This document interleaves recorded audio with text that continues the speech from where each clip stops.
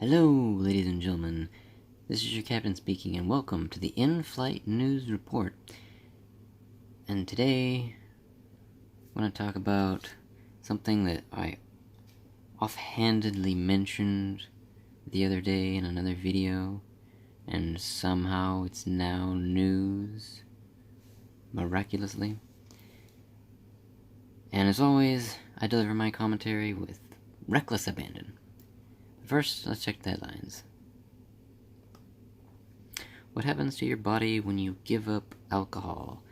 Everyone knows it causes rapid aging. That's why everyone who drinks looks young. This is a picture of Buckingham Palace. That was in the news. Not the royal family. Just Buckingham Palace. That was the headline. Alright, let's get into it. Buffy the Vampire Slayer reboot in the works with new African-American lead. So, as I said, I mentioned it in another video. I was reading an article and it just randomly appeared there, and I commented on it. Because I thought it was interesting. And now, here we have some news. The return of Buffy the Vampire Slayer.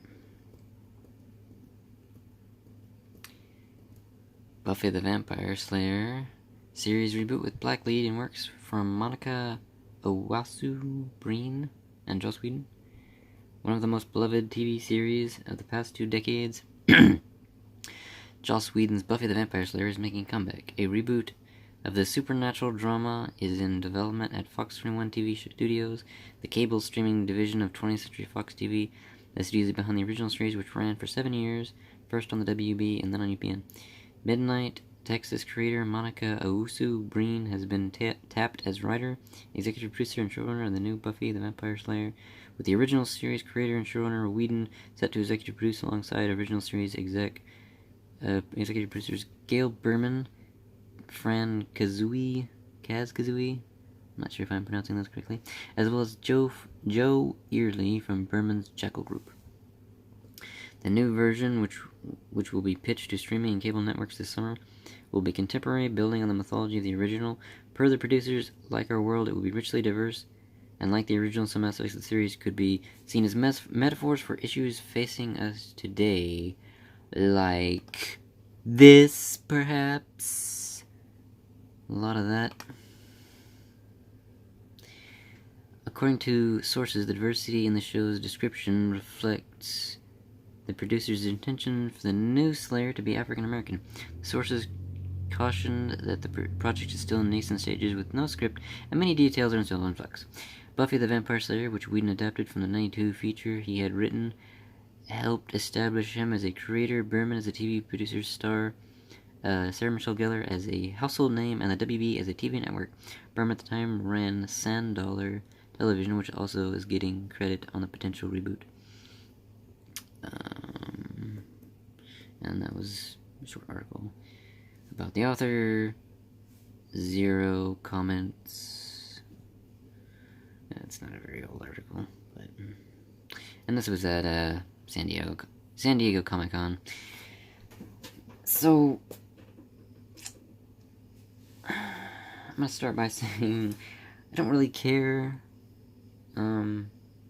if they make like a new Slayer series with a black lead. I wouldn't care. I don't care. But I'm not a fan of altering existing characters to meet some what is clearly political motivation, in my opinion.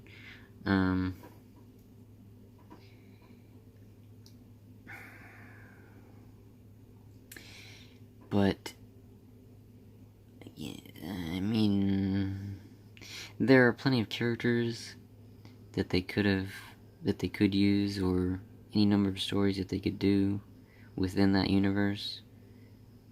It's just another reboot, which is honestly shocking to even hear that one of the things you would think might be safe from this endless regurgitation of old ideas, absolutely no creativity or continuation of existing franchises. And it's kind of funny to me that we have this hyper male feminist with sexual misconduct allegations still against him, going to be making this flagship almost of feminist ideology, or, you know, that was a big deal. It was a big deal.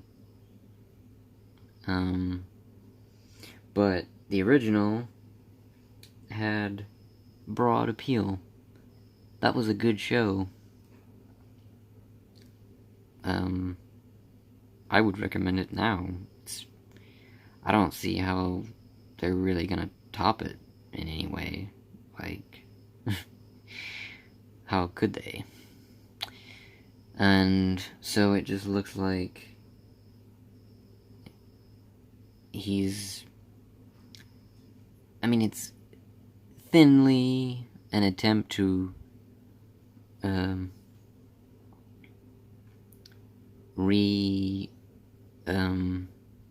rebuild his public image, Joss Whedon that is. And now it's not only a feminist vessel.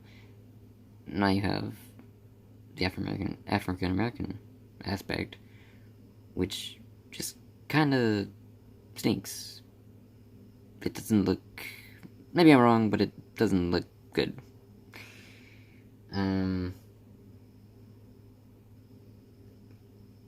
I think people see through this. It doesn't really...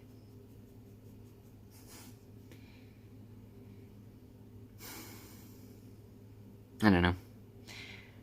But I don't see how they're gonna do any better than they've done before. So, alright, that's enough for me. If you enjoyed this video, please leave a like. Feel free to leave a comment down below, share it with your fellow passengers, and subscribe if you want to see more. And as always, make sure your seat back and tray tables are in their upright and fixed position, and I will see you on the beach.